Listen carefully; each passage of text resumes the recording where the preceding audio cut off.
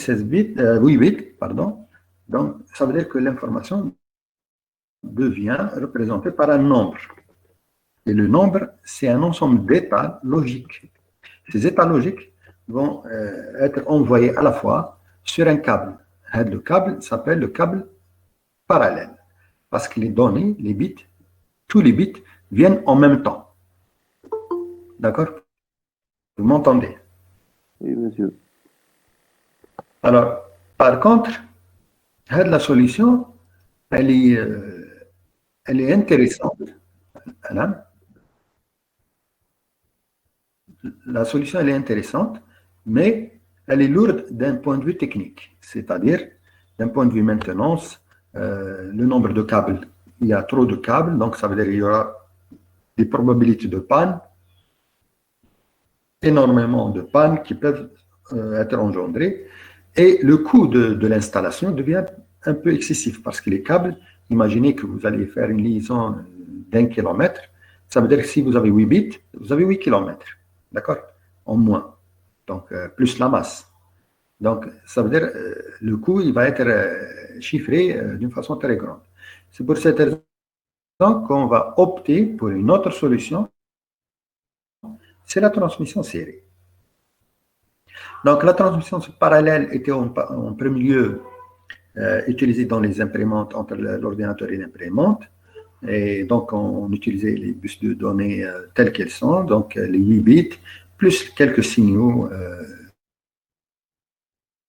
d'utilisation. Ça, c'était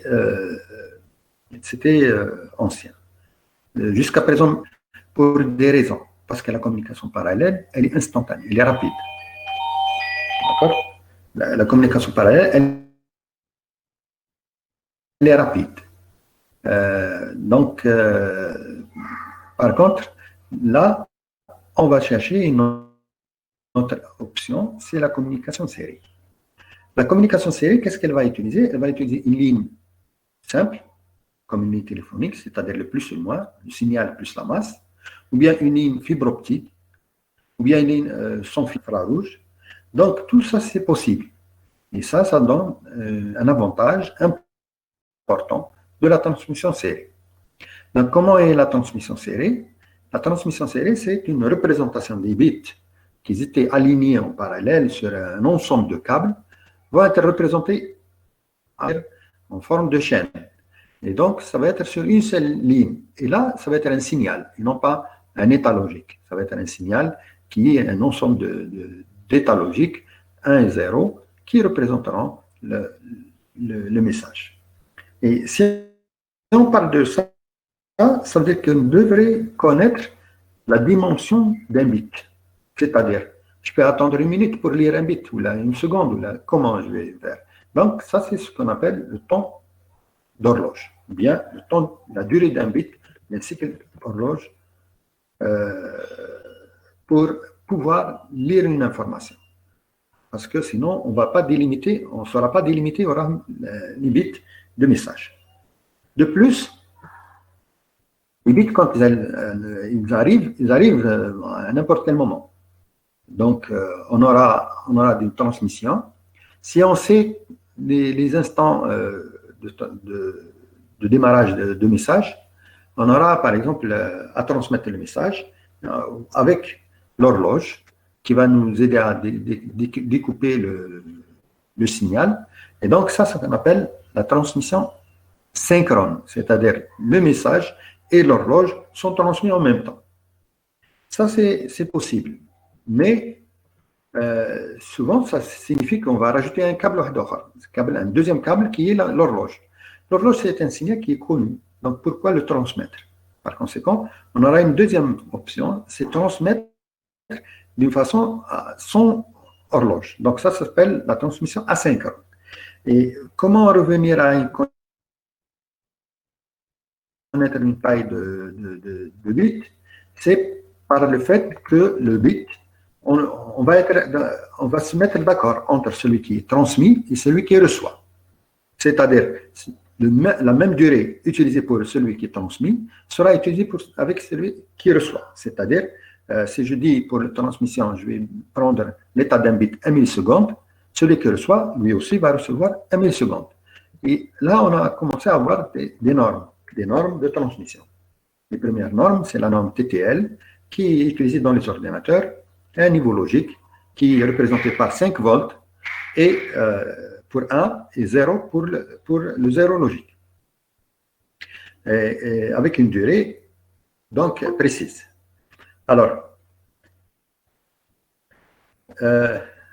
vous êtes toujours là? Vous m'entendez? Allô? Oui, monsieur.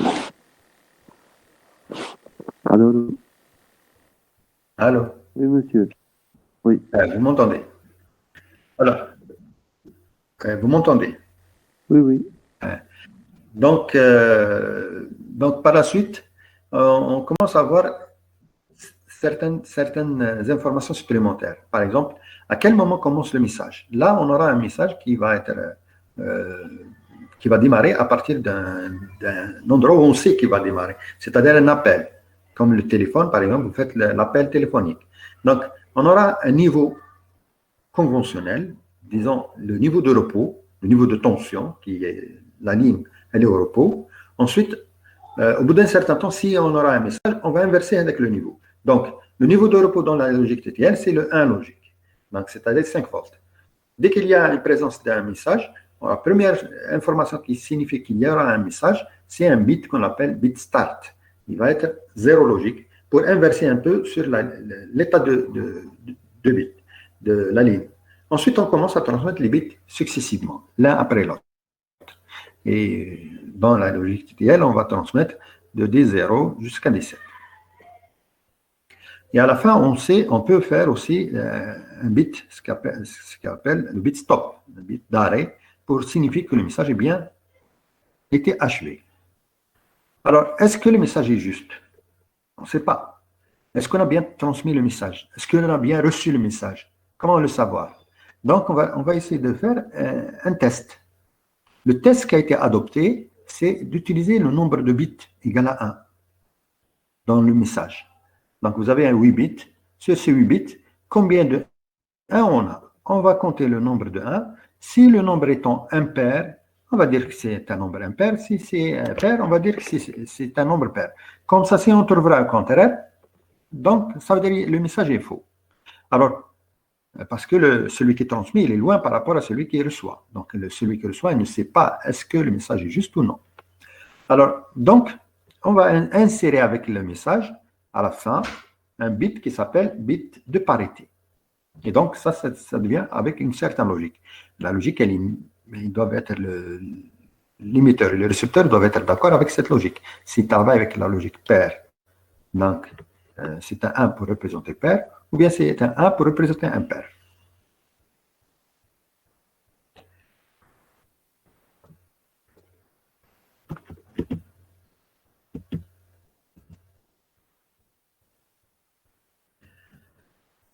À partir de là, on a commencé à avoir la transmission série. Et là, la transmission série va être avec des normes, des nouvelles normes. Et on commence à avoir une norme qui est utilisée dans les ordinateurs, par exemple, c'est la transmission qui utilise ce qu'on appelle la broche DB9, la fiche DB9, qui utilise une norme, ce qu'on appelle la norme RS232. La norme RS232, c'est, bon, on peut voir, si vous voyez l'affichage ici, la fiche DB9, on a certains signaux qui sont utilisés dans cette fiche DB9. Donc, la transmission, le signal, quand il est en mode transmission, on appelle TX. Le signal, la ligne de réception, on appelle RX. Et d'autres signaux. Donc, le DB9 a été utilisé pour plusieurs raisons. Pour la transmission serrée, pour les modems, pour la transmission avec l'imprimante mode serré. Donc, et là, on commence à voir plusieurs normes qui seront utilisées dans cette mise. D'accord? Alors, si on arrive à suivre ce principe, donc on va essayer de déchiffrer un peu la liaison série RS232 et d'autres liaisons séries industrielles qui sont donc le RS422 et le RS485. Alors, la norme RS232, c'est une norme qui va utiliser donc toujours la liaison série qui était une liaison TTL, 0,5 volts, à une autre forme de niveau de tension exploitable pour une ligne de transmission. Pourquoi? Parce que quand le câble va être plus long, la liaison va être plus longue, il y aura des phénomènes qui sont des perturbations. Parmi ces perturbations, l'affaiblissement du niveau de tension. Donc, vous avez 5 volts. Au bout du chemin, vous n'aurez pas 5 volts. Vous aurez 4 volts, par exemple. Peut-être moins. Et avec une perturbation électromagnétique, cette 4 volts pourrait descendre à un niveau inférieur ou monter, bien sûr. Alors, et donc, ça pourrait engendrer des perturbations, des erreurs de transmission. Par conséquent, qu'est-ce qu'on a fait? Une autre logique qui a été utilisée, c'est la norme RS232, en utilisant un circuit intégré qui s'appelle MAX232, va adapter un peu les signaux à une autre représentation. Cette représentation va utiliser des niveaux un peu plus grands en tension. Au lieu d'utiliser 5 volts, va utiliser 12 volts. Donc, ça, c'est pour si on a transmis par exemple le niveau 1 logique, on disait donc 5 volts. Et pour le 0 logique, c'est 0 volts. Imaginez que le câble est déconnecté, découpé par exemple. Ça veut dire qu'est-ce que je vais recevoir? Je vais recevoir un 0. Donc, cette réception 0, parce que le câble est découpé, peut être considéré comme étant un message égal à 0. Et donc, ça va poser des erreurs. Donc, à ce moment-là, la norme RS232, qu'est-ce qu'elle propose? 2 niveaux de tension pour distinguer les états logiques. Un niveau plus 12 et un niveau moins 12. 12 volts, moins 12 volts. Au lieu que ce soit 5 volts et 0, ça va être plus 12 volts et moins 12 volts. Et ces niveaux de tension vont être exploités pour représenter les 1 et 0. Juste avec une petite mise en forme, c'est que le 12 volts va représenter le 0 logique et le moins 12 volts va représenter le 1 logique. Cette tension 12 volts et moins 12 volts n'est pas définitive. C'est-à-dire, on peut aller de moins 5 volts jusqu'à moins 25 volts ou bien de plus 5 volts jusqu'à plus 25 volts. C'est-à-dire, c'est toute une plage flexible, si vous voulez. Alors, mais pourquoi ceci? Pour avoir plusieurs possibilités. Quand vous aurez par exemple un câble très long, vous pouvez envoyer directement 25 volts à la réception, avec même des chiffres de tension, ça devient 5 volts. Ça reste toujours lisible comme étant un niveau logique adéquat. C'est-à-dire une séparation, très grande séparation entre le 0 logique et le 1 logique. Et on commence à voir ce qu'on appelle le débit de communication, c'est-à-dire la rapidité de communication bien la vitesse de communication, par le nombre de bits par seconde, ou on appelle ça le baud.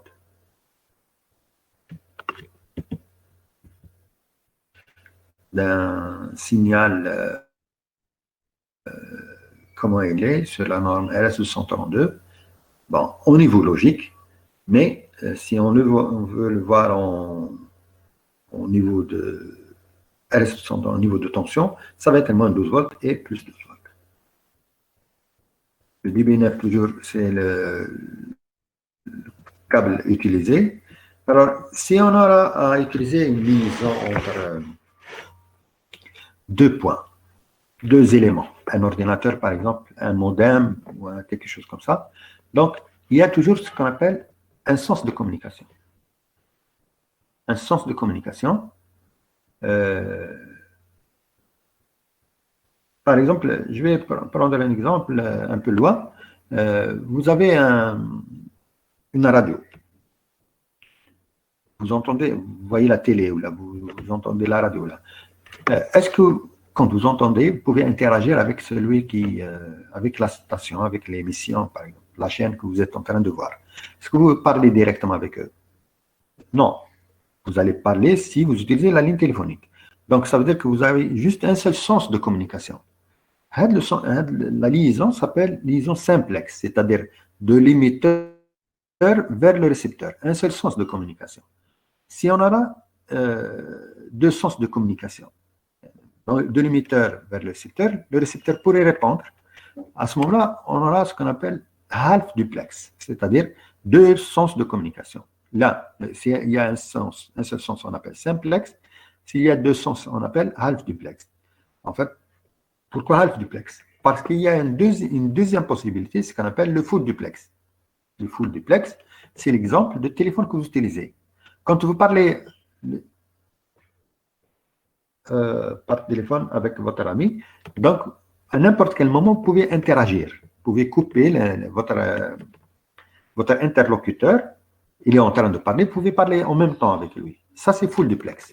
Par contre, le phénomène de talkie-walkie, dans la police, par exemple, vous parlez en utilisant une ligne dans un seul sens, l'autre, il est en train d'entendre, il ne peut pas parler, jusqu'à ce que vous commettez par les boutons en disant « à vous », c'est-à-dire « hawil ». Donc, quand vous dites « à vous », l'autre va changer le sens de communication et vous changez le sens de communication. Donc, ça devient deuxième sens de communication, c'est-à-dire qu'il y a un sens aller simplex, ensuite vous modifiez dans le sens retour simplex. Ça s'appelle le half duplex. Par contre, s'il y a les deux en même temps, sans changement, ça c'est ce qu'on appelle le full duplex. Et là, tout dépend de la norme que vous utilisez. Si vous avez une liaison entre capteurs, par exemple, et un microcontrôleur, ou là, le capteur, il ne donne pas, il ne va pas agir en termes de commande. Ce n'est pas lui qui va commander le microcontrôleur. Donc, c'est le microcontrôleur qui lui commande. Donc, c'est lui qui va demander l'information. Donc, le sens de communication ici, c'est toujours simplex. Parce que le capteur n'a pas d'effet. Il donne, il diffuse. Vous avez un capteur de température. Vous avez un capteur de lumière, LDR. C'est une résistance. Elle donne toujours une tension. Mais le microcontrôleur, c'est lui qui va prendre l'information. Donc, il y a toujours un seul sens de communication. Ça, c'est simplex. Par contre, si vous voulez avoir une interaction, un capteur, ce n'est pas un capteur simple, c'est un capteur intelligent, à ce moment-là, donc, il va agir, bien, il va demander l'interaction avec le microcontrôleur pour prendre de l'information. OK? Donc, ça, c'est... il y a les deux liaisons à la fois, ça s'appelle le full duplex.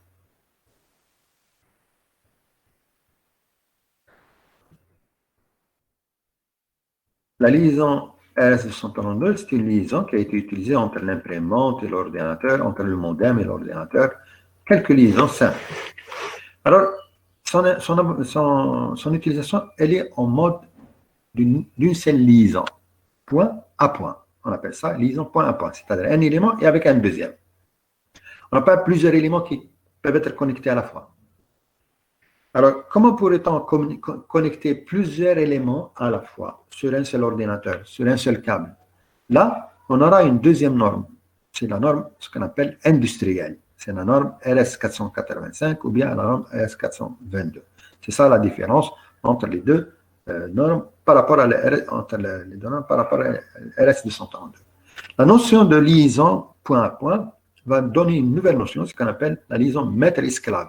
C'est-à-dire, c'est toujours le calculateur, le microprocesseur ou l'ordinateur, c'est lui le maître. Les éléments qui sont connectés sont considérés comme étant des esclaves. D'accord?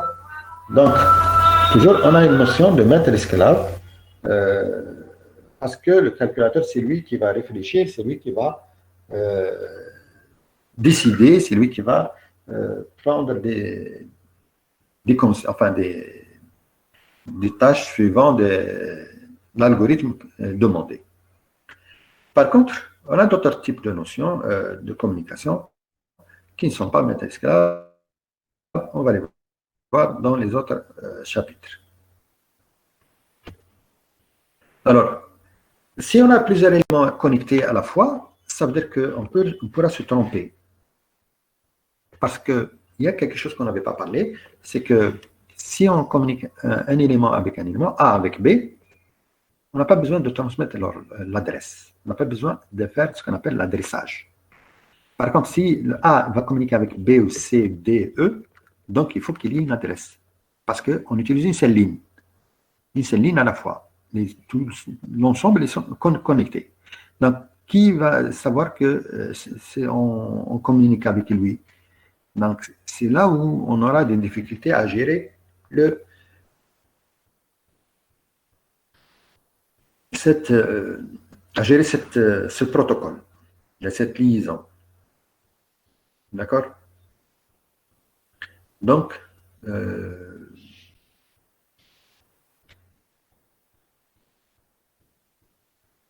plus, les signaux qui vont arriver à cet ensemble, qui est en mode réception, qui est en mode émission. Donc, il faut qu'il y ait une distinction.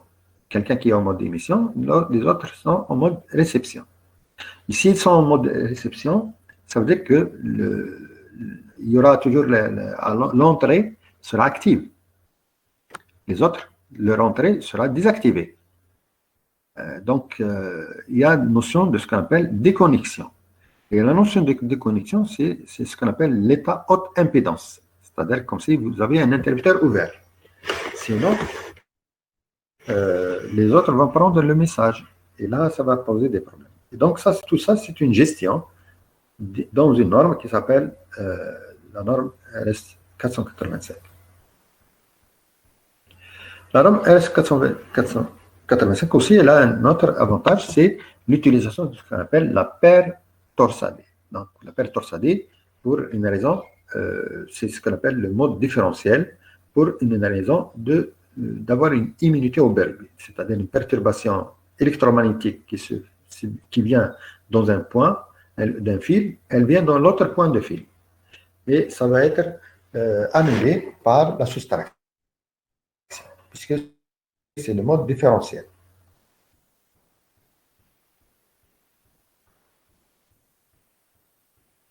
Quelques différences vont être résumées dans le tableau suivant des trois normes.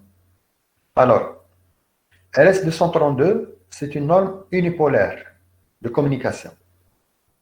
RS 422 ou la 485 sont des normes différentielles. C'est-à-dire, le câble, vous allez, le RS 422, 485, vous allez transmettre deux fils, en plus de la masse, bien sûr. Donc, la masse, elle est à part. Alors, la distance utilisée dans le RS 232, c'est environ 15 mètres maximum. C'est-à-dire c'est une liaison courte. Mais elle est importante par rapport à la liaison parallèle. Je n'avais pas dit ça tout à l'heure. La liaison parallèle, c'est environ 3 à 5 mètres. Au-delà de 5 mètres, c'est vraiment une perturbation énorme que vous aurez. Par contre, la norme RS 232, on peut aller jusqu'à 15 mètres. C'est ça l'avantage par rapport au parallèle. Alors, le 422, on peut aller jusqu'à 1 km de son. Donc, vous voyez la différence. La norme RS 422 et 485, il y a des avantages qui sont une amélioration. D'un point de vue dB, ou rapidité de communication, le RS 232 peut aller jusqu'à 19 200 baud et le 422 peut aller jusqu'à 10 mégabaud. Donc, 19 200, ça veut dire 19 kilobaud. D'accord? Par contre, ici, c'est 10 mégabaud. C'est une vitesse assez rapide. La topologie de liaison. C'était une topologie, on avait parlé, c'est qu'il y a une liaison, un élément A avec un élément B. Donc, c'est une topologie point à point. Ce n'est pas une topologie multipoint. Par contre, les autres, sont des topologies multipoints, c'est-à-dire plusieurs éléments sont connectés à la fois. Alors, qu'est-ce que je veux dire par plusieurs éléments? Il y a un ensemble d'émetteurs, un ensemble de récepteurs. Alors, pour la RS232, il y a un seul émetteur, un seul récepteur. Par contre, pour RS422, il y a un seul émetteur et une possibilité de 10 récepteurs. Mais le RS485, on aura une possibilité de 32 émetteurs, 32 récepteurs. C'est-à-dire, on peut mélanger à la fois les émetteurs et récepteurs. Tous les éléments peuvent communiquer à la fois. L'impédance d'entrée pour chaque cas, elle est moyenne. Et ainsi que la charge, c'est-à-dire comme l'impédance sortie, elle est moyenne aussi, et faible pour les deux autres. Les types de connecteurs se ressemblent, mais les fils à l'intérieur vont être différents. Donc, comment on branche les fils sont différents. Donc, vous voyez, la photo, elle va vous permettre de voir les connexions. Les possibilités sont à l'aide de DB9 ou bien à l'aide de DB25. C'est un port utilisé dans les ordinateurs. RJ45, celle ressemblante à le câble réseau Internet. Ou bien carrément, ils disent en borné, c'est-à-dire à l'aide des vis, des fils ordinaires. Donc, on utilise un tournevis pour serrer les vis sur les fils, comme c'est représenté dans cette figure. Voilà grosso modo ce que j'allais présenter aujourd'hui. Donc, j'ai essayé de rattraper un peu le temps, d'être rapide, de rattraper le temps. Si vous n'avez pas compris quelque chose, vous pouvez me poser des questions.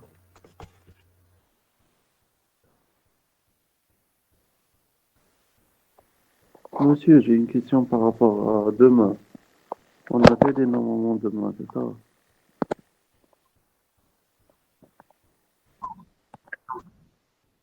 Ok, super. TD. Bon, TD, je vais vous transmettre aujourd'hui la série de TD. Et bon, TD, qu'il y a un problème avec TD, TP. Parce que même TP, on souhaite commencer, mais on n'a pas encore avancé la séance. Donc, TD, vous avez commencé avec les autres modules? Oui. Vous allez faire TD demain, normalement, FPG, d'autres je modules? pense que oui. Demain.